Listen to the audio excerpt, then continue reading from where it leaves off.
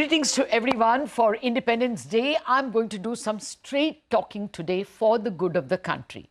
The bond market is broken. Earlier this week, even a small state loan auction struggled to find buyers because banks simply don't want to buy. They're sitting on losses. The 10-year G-SIC yield is at 6.5%, up nearly 35 basis points from, the early June levels. It went to 6.17. It's almost as if there has been a rate hike. The first cause of the bearishness is a feeling that the rate cut cycle has ended. The stance has changed. A second reason is the fear that tax collections are going to be seriously disappointing, and hence there may be fiscal slippage, maybe more bond issuance by the government in the second half. To discuss the plight of the fisc and the plight of the bond markets, I have with me Suyash Choudhary, the head of fixed income at Bandhan AMC, and Aditi Nayar, the chief economist at ICRA, an expert on the fisc. So Aditi and Suyash, thank you very much for joining me, and my greetings for Independence Day. But let me start with you, Suyash, because the bond market is in such a state. What do you think is dragged the bond markets into such a sulk? So Latha, we think there are two aspects at play. One is that the bond market has taken time to figure out the revised approach of monetary policy. So as you know, monetary policy this year has been very focused on ensuring transmission right away in the most broad-based manner possible. And for that reason, they have upfronted rate cut and liquidity injection. So for the first phase of this period, the bond market's expectations were almost over-delivered by the central bank. And then in order to signal to the market and economic agents generally that monetary policy should not be relied upon as the only game in town, the stance was changed in the June policy, and subsequently the tone of policy has been interpreted as being slightly hawkish. So there has been a bit of an expectation shock to the bond market from perceiving a central bank who was very focused on monetary easing to suddenly a change of stance and communication. Yeah. So in some manner, you can say that the expectation channel of the bond market for the time being has been neutralized. So that is one aspect leading to a belief that, the next move, whenever can potentially be a hike, although our sense is that we are still in the middle of the slowdown cycle, both globally and locally. And any sort of a rate hike is actually miles away. In fact, you cannot even rule out further rate cuts from the central bank. So this is first piece. Second is that, as we know and is well established, duration supply from central government bonds has gone up substantially over the last couple of years. In the first phase, there was pension and insurance demand to absorb this excess duration. But in this phase, that demand has been lacking. And yet the supply calendar has not, at least till date, been tweaked. There is one additional development. For whatever reason, this financial year, the average duration supplied by states also has picked up meaningfully. So now you're seeing, a market which is somewhat scratching its head with respect to future direction of monetary policy, at the same time being called upon to take on duration supply that it clearly does not want. So the need of the hour is probably a bit more, dynamic reassessment of how much duration can be supplied to the market and in what form. Got it. Just a word for our viewers. When Suyash says duration supply, he means longer term bonds. Perhaps state governments and central government should be borrowing more 10-year and below or 15-year and below, and not 40-year as they have been doing. That's the ask of the bond market, as Suyash puts it.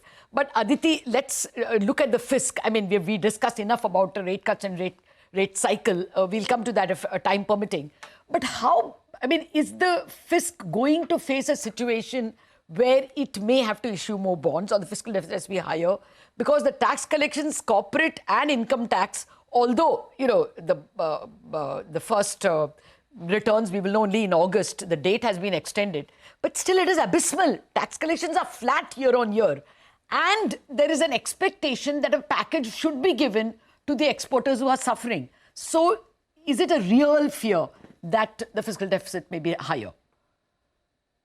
Thanks, Latha. So let me start with a couple of factors that are giving the fisc some amount of buffer this year, and then I'll go into how we are assessing the tax collections.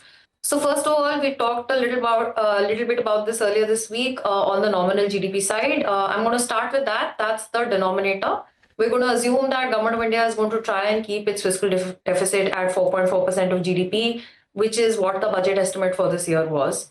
So the nominal GDP itself for last year ended up being higher than what had been penciled into the budget. So that's for FY25. For FY26, we're all now working with nominal GDP growth that's probably going to be just about 8 to 8.5%. But even with such a moderate nominal GDP growth, the nominal GDP denominator or base for FY26 will still be a little bit higher than what the budget for FY26 had penciled in. So a tiny amount of buffer coming in from that, about 15 to 20,000 crore is what we're assuming is the leeway that we have. Secondly, on the non-tax collections, particularly the RBI dividend, that's giving us some more buffer as well. So 50,000 crore, I would say, between the nominal GDP, RBI dividend, and the fact that at least right now, the disinvestment situation is looking much better than what it typically does at this point in time. So at least we're not looking at a slippage the way that we're usually a little worried that there might be a bit of a slippage from disinvestment. Got it. I would say that today we're sitting on a better position than that. So 50,000 crore is a buffer to either absorb lower tax revenues or to increase expenditure or a combination thereof. Aren't taxes much lower than expected? So Latha, I would reserve my assessment of how bad the situation is at least until we see the September quarter data. The first quarter tends to be the smallest quarter for tax collections. Normally. And here, if there is a base effect, then the numbers look quite awry very easily. It doesn't take a lot for the numbers to look very strange. There do seem to be a lot of refunds. And of course, the filing deadline is also extended this year. So I do think we'll be in a much better position to actually assess the tax situation by the middle of September. And I'll tell you what Q I'll be looking for. Whether we get a double tranche of tax devolution to the states in September or not. If we do, then I think we should assume that things are okay. If we don't, maybe that will be the first signal that we should be looking at tax collections being weak. You know, as it is, the income tax assumption in the budget was about 15% or so. And last year we fell short as of March 31st by a bit. So the lower base makes the tax expectation or assumption even higher, which is, I'm finding it difficult to believe that we will be able to reach that kind of taxes, in which case the buffer will be absorbed. Suyash, is there a genuine fear of even higher issuance, or is the bond market now only worried about the combination? That is, we don't want more longer term paper, please sell more short term paper. Is that the only worry, or is more issuance itself a worry? Latha, I think the dominant effect is confusion with respect to the future of monetary policy, as well as the higher duration. And bear in mind, duration is not just the long end, but even, for example, the 15-year segment is starting to show the pressure. So the need of the hour is really to hike, issuances in the 5-year odd segment, where, balance sheets will be more in a position to buy given very low funding rates today. I think, nobody seriously expects any very proactive expansion in the fiscal deficit as a response to a slowdown.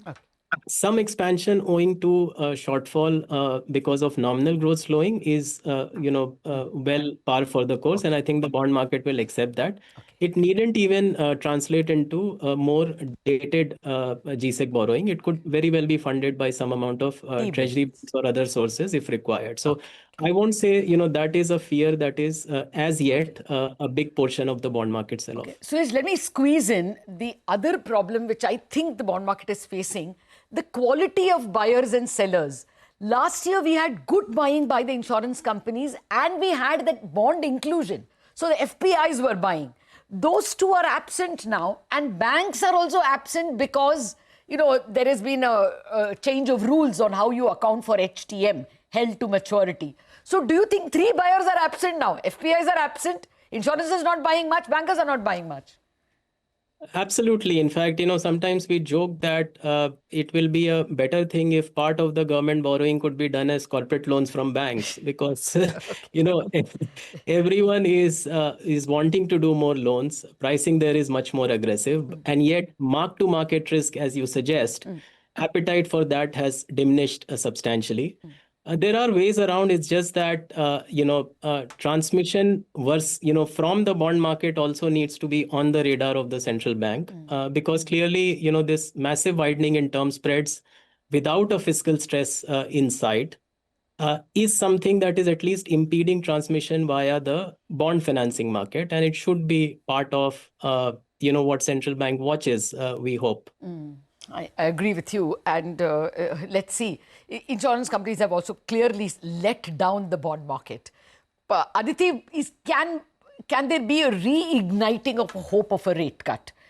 If not for inflation reasons, because the RBI keeps looking at 12 months forward and saying that it is a 4%, you may squabble whether it is 4.9 or 4.5, but either ways it is above their comfort zone. But can there be a growth reason to cut rates?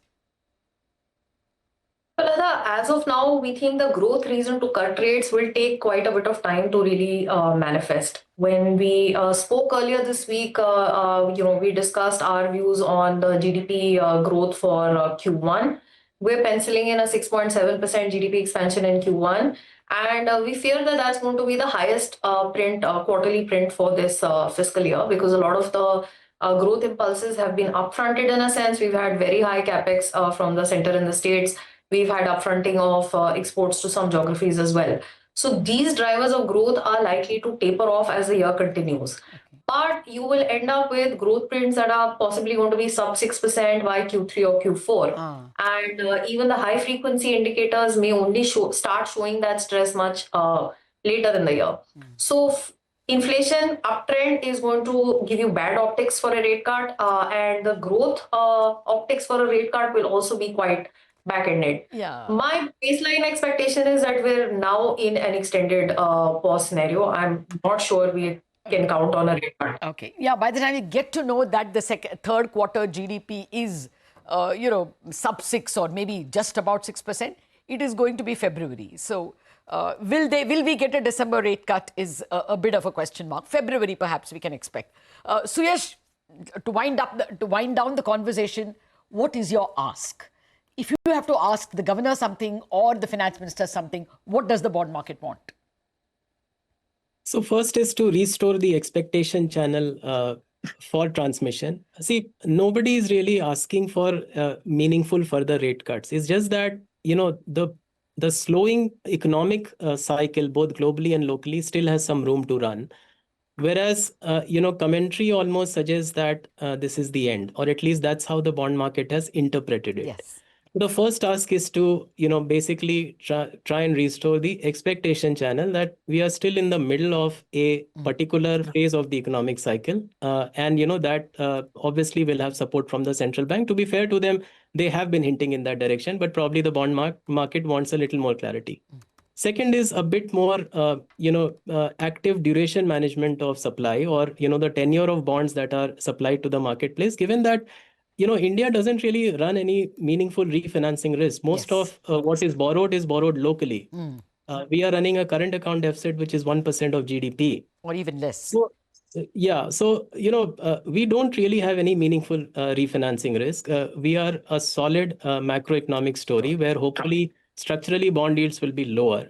And therefore, even, some bit of interest cost saving can happen for the government if duration management of supply is done a little more proactively basis demand from the market. Got it. Thank you very much for putting it so succinctly, Aditi and Suyash. Have a great year ahead, and let's hope this Independence Day, we will be rewarded in the days and weeks to come with some more clement policy for the bond markets. Thanks so much for joining us. Time for a break. Chartbusters up next.